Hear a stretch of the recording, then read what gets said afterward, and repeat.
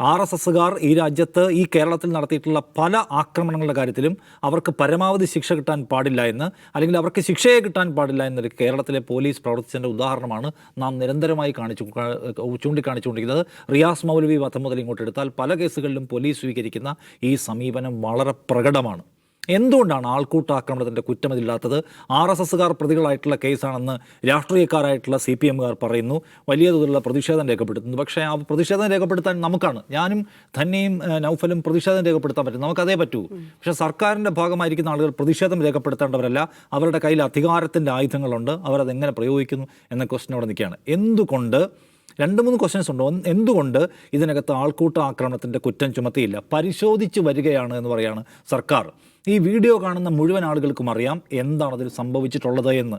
ഒരാളെ പിടിച്ചു നിർത്തി അയാൾക്കുമേൽ സംശയത്തിൻ്റെ ആരോപണങ്ങൾ ചുരഞ്ഞുകൊണ്ട് അയാളെ അടിച്ച് കൊല്ലുകയാണ്. അയാളുടെ പോസ്റ്റ്മോർട്ടം റിപ്പോർട്ട് അയാളുടെ ശരീരത്തിൽ ചതവോ മുറിവോ ബ്ലീഡിങ്ങോ ഇല്ലാത്ത ഒരു സ്ഥലം പോലും ബാക്കിയില്ല എന്ന് പോസ്റ്റ്മോർട്ടം ചെയ്ത ഡോക്ടർ പറയാണ്. പരിശോധിച്ച് വരികയാണ്, എന്താണ് മോട്ടീവ് എന്നത് പരിശോധിച്ച് വരികയാണ്. അപ്പോൾ തമാശ ആലോചിച്ച് നോക്കണം. അതായത് ഇവിടെ മുഖ്യമന്ത്രിയെ കൊല്ലാൻ പദ്ധതി ഇട്ടു എന്നതിൻ്റെ പേരിൽ പോലും ഷുവർണ കേസിലെടുത്ത കേസ് നമുക്ക് ഓർമ്മയുണ്ട്. കരിങ്കൊടി കാണിക്കാൻ വരുന്നവർക്കെതിരെ വധശ്രമ കുറ്റം ചുമത്തുന്ന നമ്മൾ കണ്ടിട്ടുണ്ട്. പ്ലെയിനിൽ മുദ്രാവാക്യം വിളിച്ചവർക്കെതിരെ വധശ്രമ കുറ്റം ഇടാൻ ഒരു മടിയുണ്ടായിരുന്ന പോലീസല്ല. അപ്പം മുഖ്യമന്ത്രിക്കെതിരെ കരിങ്കൊടി കാണിക്കുന്നവർക്കെതിരെ വധശ്രമ കേസിടാൻ, മുഖ്യമന്ത്രി രാജിവെക്കണമെന്ന് ആവശ്യപ്പെടുന്നവർക്കെതിരെ വധശ്രമ കേസിടാൻ, അല്ലെങ്കിൽ മുഖ്യമന്ത്രിയുടെ വാഹന വ്യൂഹത്തിനെതിരെ ഷുവർന്ന് പ്രതിഷേധിച്ചവർക്കെതിരെ പരമാവധി കുറ്റം ചുമത്താൻ ഒരു മടിയുമില്ലാത്ത ഒരു പോലീസ് സംവിധാനം, RSSകാരായ ആളുകൾ മുസ്ലിമാണെന്ന ആരോപണം ഉന്നയിച്ച് ഒരു ഛത്തീസ്ഗഡുകാരനെ അടിച്ചു കൊലപ്പെടുത്തിയ കേസിൽ അവർക്ക് പരമാവധി ശിക്ഷ കിട്ടുന്ന വകുപ്പുകൾ ഈ ദിവസവും 5-ാം ദിവസവും ഇട്ട് കഴിഞ്ഞിട്ടില്ല എന്നതിന് ഇവിടുത്തെ സർക്കാർ മറുപടി പറയണം. അല്ലാതെ വലിയ വർത്താനം ഫേസ്ബുക്കിൽ വന്ന് പറഞ്ഞിട്ടോ അല്ലെങ്കിൽ മാധ്യമങ്ങളോട് പറഞ്ഞിട്ടോ കാര്യമില്ല എന്നാണ് പ്രധാന സംഗതി. രണ്ടാമത്, ഇതൊരു സാധാരണ ക്രിമിനൽ കേസല്ല, മറിച്ച് കേരളത്തിൻ്റെ സാമൂഹ്യ രാഷ്ട്രീയ പരിസ്ഥിതിക്കകത്തേക്ക് വർഗീയത ഇരച്ചൊരച്ച് കയറുകയും വഴിയിൽ കാണുന്ന ആളുകളെ മതവും ജാതിയും ലിംഗവും ചോദിച്ച് തല്ലിക്കൊല്ലാൻ കഴിയും വിധത്തിൽ വിഷം നിറഞ്ഞ മനുഷ്യർ നമ്മുടെ നാട്ടിൽ ഉൽപ്പാദിപ്പിക്കപ്പെടുന്നുണ്ട്. അത് തടയാൻ നമുക്ക് എന്തെങ്കിലും സ്പെഷ്യൽ ഇനീഷ്യേറ്റീവ് എടുക്കാനുണ്ടോ? അതൊരു ചോദ്യമാണ്. അല്ലാതെ നിങ്ങൾ ഈ കേസ് എടുത്തുകൊണ്ടും ഇവരെ പിടിച്ച് അകത്തിട്ടുകൊണ്ടും മാത്രം അവസാനിക്കുന്ന ഒന്നല്ല. ഈ നാട്ടിൽ വിഷം ഒഴുകി പരക്കുന്നുണ്ട്. അത് തടയാൻ നിങ്ങളുടെ കയ്യിൽ വല്ല പരിപാടിയുമുണ്ടോ എന്ന ചോദ്യത്തിനും സർക്കാർ മൗനം അവലംബിക്കുകയാണല്ലോ. കാരണം ഇത് ഉറക്കെ സംസാരിക്കുകയാണ് കാര്യം. ഉറക്കെ സംസാരിക്കുക പ്രധാനപ്പെട്ട കാര്യമാണ്. കേരളത്തിൽ നടക്കത്തില്ല ഈ പരിപാടി എന്ന് ഉറക്കെ പറയാനുള്ള ബാധ്യത നിറവേറ്റുന്നില്ല. കാരണം ഇതൊരു ആൾക്കൂട്ടാക്രമണം, വംശീയാക്രമണം, വംശീയ കൊലപാതകം എന്നതുപോലും ഉറക്കെ പ്രൊപ്പഗേറ്റ് ചെയ്യാൻ പല ആൾക്കാരും മടി കാണിക്കുകയാണ്. അത് കേരളത്തിൻ്റെ ഭരണത്തിൻ്റെ യശസ്സിനെ ബാധിക്കാതിരിക്കാനൊക്കെ ആയിരിക്കും. പക്ഷേ അത് വഞ്ചനാപരമായിട്ടുള്ള സമീപനമാണ്. ഈ ഗവൺമെൻറ്റിൻ്റെ ഭാഗത്ത് നിന്ന് ഈ കാര്യത്തിൽ നോക്കൂ. അതായത് ആ ആൾക്കൂട്ടം ആക്രമണം ഉണ്ടായതിന് ശേഷം ഞാൻ ഒരു ഉദാഹരണം പറയാം. ഡോക്ടർ വന്ദന ദാസ് എന്ന് പറഞ്ഞ ഒരു പെൺകുട്ടിയെ അക്രമി കുത്തിക്കൊന്നു. ആ ആക്രമണം ഉണ്ടായപ്പോൾ കേരളം മൊത്തം ഞെട്ടിപ്പോയത് നമ്മൾ ഓർമ്മയുണ്ടോ? അവിടെ എത്ര മന്ത്രിമാർ വന്നു ഓർക്കണം.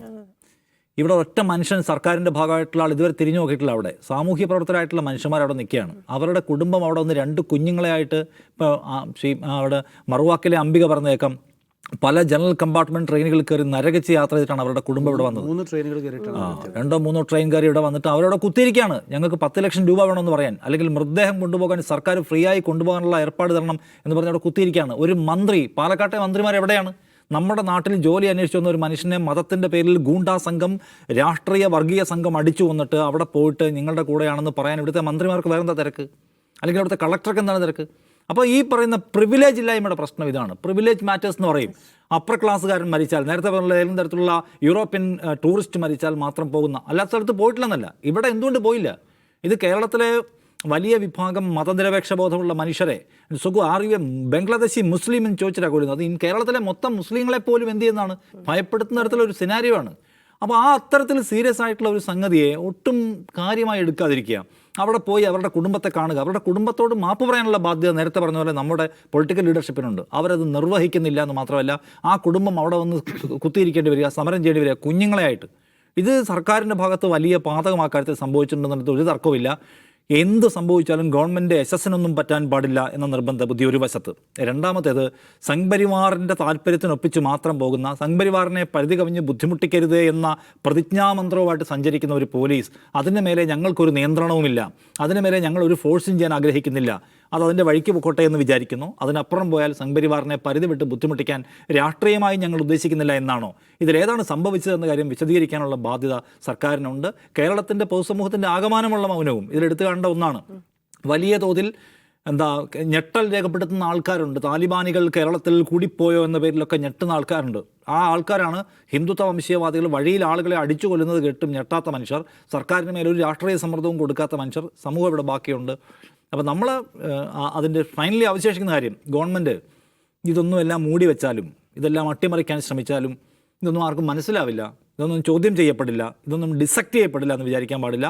ഗവൺമെൻറ് ഈ കാര്യത്തിൽ എടുത്തിട്ടുള്ള വാചകം എന്നല്ല, അതിനപ്പുറം എടുക്കേണ്ട നടപടിയുണ്ട്. അതിലെടുക്കാത്ത ഈ വഞ്ചനാപരമായ സമീപനം അടയാളപ്പെടുത്തുകയും ചോദ്യം ചെയ്യപ്പെടുകയും ചെയ്യുന്ന കാര്യത്തിൽ ഒരു തർക്കവുമില്ല.